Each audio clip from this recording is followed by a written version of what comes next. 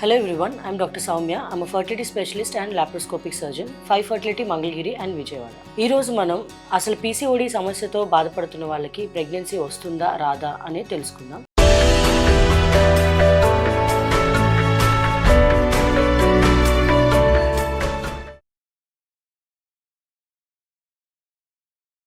చాలా మందికి మాకు ప్రెగ్నెన్సీ రాదేమో అన్న భయం ఎక్కువగా ఉంటుంది. సో ఆడవాళ్ళల్లో అండాశయాలు అంటే ఓవరీస్ అనేవి ఉంటాయి అన్నమాట. ప్రెగ్నెన్సీ రావడానికి ఆడవాళ్ళ నుంచి ఒక ఎగ్, మగవాళ్ళ నుంచి ఒక స్పర్మ్ కలిసి పిండం ఏర్పడితే ప్రెగ్నెన్సీ వస్తుంది. ఈ అండాశయంలో ఈ ఎగ్స్ అనేవి ఆడవాళ్ళలో ఉంటాయన్నమాట.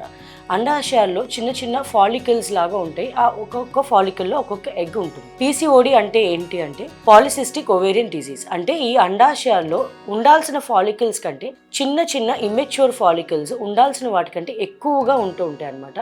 అంటే మల్టిపుల్ ఇమ్మెచ్యూర్ ఫాలికల్స్ ఒక్కొక్క ఓవరీలో ఉండటం వల్ల దాన్ని పాలిసిస్టిక్ ఓవేరియన్ డిజీజ్ అని అంటాం. ఇది ఈ మధ్యకాలంలో మనం ఎక్కువగా చూస్తున్నాం. మనకి 15-16 ఇయర్స్ పిల్లలు కూడా ఓపీకి వస్తున్నప్పుడు, అంటే ఇంటర్మీడియట్ కానీ 10th కానీ చదువుతున్న వాళ్ళు కూడా 3 months 6 months పీరియడ్స్ రావటం కోసం మందులు వాడటానికి వస్తున్నారు. వీళ్ళల్లో మనం PCOD ఎక్కువగా చూస్తున్నాం. అలానే ఇన్ఫర్టిలిటీ అంటే పిల్లల కోసం ట్రై చేస్తున్న వాళ్ళల్లో 3 months 4 months పీరియడ్స్ రాక ఒబెసిటీతో బాధపడుతూ ఈ PCOD వల్ల పిల్లల కలక్క చాలామంది చాలా హాస్పిటల్స్కి వెళ్ళి ట్రీట్మెంట్స్ లేకపోతే లాప్రోస్కోపిక్ ఓవేరియన్ డ్రిల్లింగ్స్ చేసుకున్నా కూడా సక్సెస్ అవ్వక సఫర్ అయ్యే వాళ్ళు చాలామంది ఉన్నారు. సో ఇది ఈ మధ్యకాలంలో ఎక్కువగా ఎందుకు ఉంటుంది? ఇప్పుడు PCOD అనేది ఇండియాలోనే ఒక 35% ఆడవాళ్ళల్లో PCOD సమస్య ఉంది.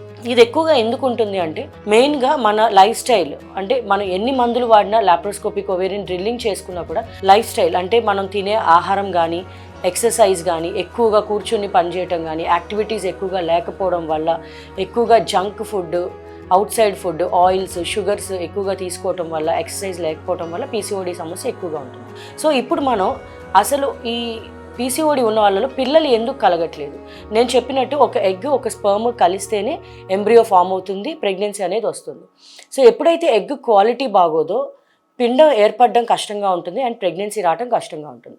PCOD ఉన్న వాళ్ళలో ఈ మల్టిపుల్ ఇమ్మెచ్యూర్ ఫాలికల్స్ ఉండటం వల్ల హార్మోనల్ ఇంబ్యాలెన్స్ ఎక్కువగా ఉంటుంది. వీళ్ళలో ఒబెసిటీ కూడా ఎక్కువగా ఉంటుంది. అండ్ మన ఆడవాళ్ళలో ఉండాల్సిన హార్మోన్స్ కంటే మగవాళ్ళలో ఉండే హార్మోన్స్ వీళ్ళల్లో ఎక్కువగా ప్రొడ్యూస్ అవటం వల్ల మోస్ట్ ఇంపార్టెంట్గా ఎగ్ క్వాలిటీ అనేది బాగా తగ్గుతుంది.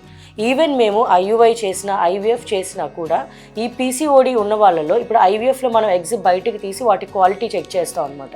సో PCOD ఉన్న వాళ్ళలో మేము ఎక్కువగా అబ్జర్వ్ చేసింది ఏంటంటే ఎగ్ క్వాలిటీ బాగా తక్కువగా ఉంటుంది.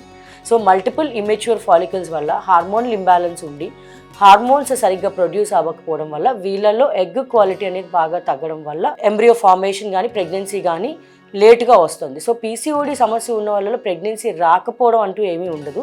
But proper treatment and life style modification చేసుకుంటేనే ప్రెగ్నెన్సీ వచ్చే అవకాశాలు వీళ్ళలో తప్పకుండా 100% ఉంటాయి.